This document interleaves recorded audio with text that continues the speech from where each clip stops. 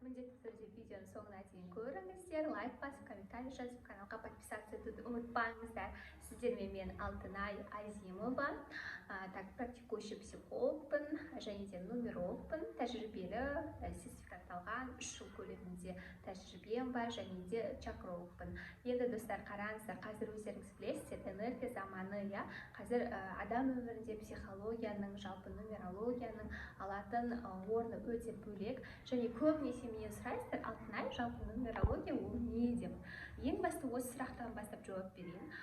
Нумерология саласы жалпы білесіздер өздеріңіз Пифагор матрицасы деп жиі айтамын. Өздеріңізде негізі нумерологияның саласын негізін қалаған ол Пифагор, осы біздің заманымызға дейінгі бірнеше ғасырлар бұрын өмір сүрген, ең алғашқы осы математиканы, геометрияны жалпы біздің өмірімізге алып келген ғалым, осы ғылымды дамытқан. Және ең бірінші Пифагордың айтқан сөзі, егер адам өзінің Пифагор матрицасын білетін болса, ол адам үлкен жетістікке жетеді деп айтып кеткен. Яғни адам өзінің мықты және әлсіз тұстарын осы Пифагор матрицасы бойынша білуге болады.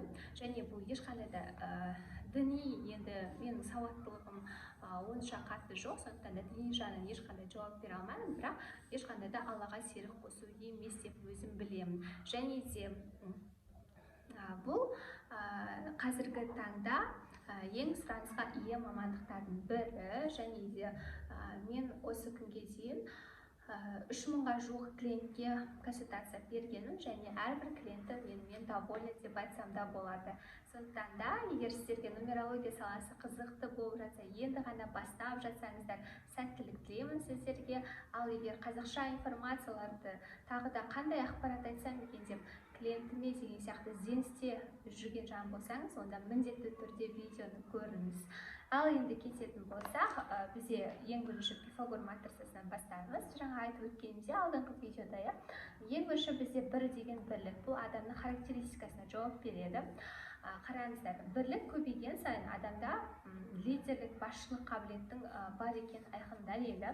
Әрине, бір бірлік болса да ешкім кетпейді. Например, менің өзімде бір ғана бірлік адамдар көбінесе сыртқы тұрғыда өзінің жуас адам ретінде көрсеткісі келмейді, в основном бір характерім, бір өзінің мінезді адам сияқты бір суық адам ретінде көрсеткісі келмейді. На самом деле ондай адамдар жүректері өте жұмсақ, өте көңілге тез алатын адамдар, және де көп жағдайда енді жаңағыдай кармический задачамен келгенде родпен байланысты ондай адамдар негізі өзінің туған туысқандарына көп көмектескен сайын соншалықты жолы ашық болады. Одан бөлек ондай адамдар көбінесе адамдарға жақсылық жасайды да кейін өкініп жатады. Өз басымнан да өткен ондай жағдайлар, мен осы күнге дейін көбінесе адамдарға жақсылық жасасам, кейін ол адамдардан всегда ответ күтетінмін да, ол адам да маған қайтару керек деген секілді. На самом деле ол менің туа бітті осылай өзімнің бір мінезім екенін енді ғана осы нумерология саласына келгелі бері біліп, бұл менің минусым болғандықтан қазіргі таңда адамдарға жақсылық жасасам да, ол жақсылықты сол адамнан міндетті түрде қайтсын деп емес, ең басты Алланың разылығы үшін жасауды үйрендім. Сіздерге де егер бір ғана бірлік шығып жатса, міндетті түрде советую, ешқашан адамның разылығын аламын деп емес, Алланың разылығын аламын деп қана жақсылық жасаңыздар деп айтқым келеді. Енді бірлігі бар адамдар кішкене эгоизм басымырақ болады. Например, мен өзім де кішкене эгоизмдік болдым менде, өйткені бала кезден енді мен ойладым, үйдің кішкентай болғандықтан эгоизм бар шығар менде больше деген сияқты. Оказывается, бұл да менің өзімнің туа бітті мінезім екен. Ал енді достар, егер матрицада осындай бірліктен екеу болатын болса, онда адамдар мінездері жұмсақ типке жатады, негізі көбінесе жұмсақ типке жатады. Онда адамдармен араласқан приятно, комфортно, комфортный типқа жататын жандар. Және де онда адамдар үшін признание өте маңызды да. Онда адамдар бала кезде, мектеп кезінен түрлі алғыс хаттар алғанды жақсы көреді, түрлі грамоталар алғанды жақсы көреді, всегда статуэткалар, түрлі айналасынан признанияны жақсы көреді адамдар. Егер онда адамдарға сыни пікір айтуға болмайды, себебі сынды, критиканы көтере алмайды онда адамдар. Всегда айналасынан тек қана өзі жайлы жақсы сөздерді ғана естігісі келеді. және де жақсы сөздер есту үшін олар қолдарынан келген бәрін аянбайды деп айтсам да болады. Және де екі матрицада екі бірлігі бар адамдарға қайырлы таң, ас болсын, және де рахмет, қайырлы түн деген сияқты знаки внимания өте маңызды. Сондай знаки внимания мен адамдармен сөйлеседі, мәдениетті түрде деп айтсам да болады. Және де келесі бізде матрицада үш бірлік кездесетін болса, онда адамдардың мінезі жуас та қатал да емес, керек кезінде екі мінезде қолданылады, жұмсақтау да болады, қаттырақ та болады. Онда адамдармен тоже араласқан приятно, но онда адамдар көбінесе капризнылы болып келеді. Және де ер адамдар көбінесе екі жүзді болып келеді, кейде уәдесіне тұра алмай жатады, немесе екі сөйлеп қоятын кездері болып тұрады. Ал қыз балалар көбінесе со стороны сентиментальная, сондай бір жаңағы истеричка болып көрінеді. Және де үш бірлігі бар адамдар көбінесе мінездерін олардың болжау мүмкін емес, тез өзгеріп шыға келеді. Ондай адамдардың мінезі тұрақсыздау деп айтсам да болады. Келесі бізде матрицада төрт бірлік кездессе, жалпы ондай адамдарда туа бітті лидерлік қабілет бар. Кез келген жерде ондай адамдарды жалпы айырып алу деп айтам ғой.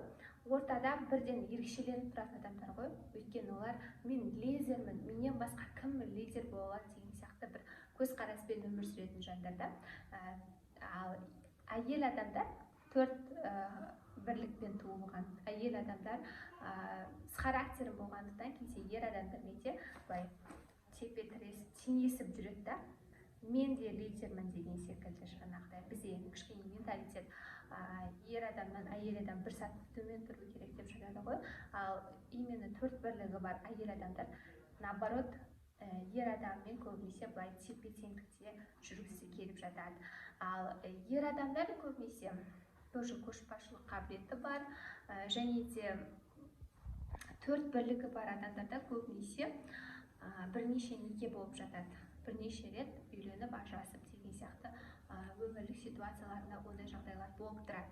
Келесі бізде матрица бойынша бес бірлік болатын болса, ондай адамдарда менікі ғана дұрыс, мен ғана айтуым керек, менің ғана айтқаным заң болу керек деген сияқты көзқараспен өмір сүреді. Яғни я сам, я прав деген сияқты всегда. Сосын барлық дүниені өзінің контролінде ұстағанын жақсы көреді. Всегда контролировать еткенді жақсы көреді деген сияқты. Тоже басшылық қабілеті бар. Келесі бізде алты бірлік кездесетін болса, алты бірлік кездесетін болса, мен өзімнің мамамның да тоже матрицасында алты бірлік кездеседі. Точно мен соны көрген кезде в шоке болдым. Мен мамам өте спокойный адам. Тоже сипатталып отыр алты бірлігі бар адамдарда. Со стороны өте спокойный ондай адамдар көбінесе до определенного момента дейді ғой, бір жарылып кететін уақытына дейін бәрін ішінде сақтап жүретін адамдар ғой көбінесе. Бірақ бір жарылса мінездері бәрін шашып жібереді. Ал негізі на самом деле спокойный адамдар, сосын карьерада жақсы жетістікке жетеді ондай адамдар, егер алдыға нақты мақсат қоятын болса.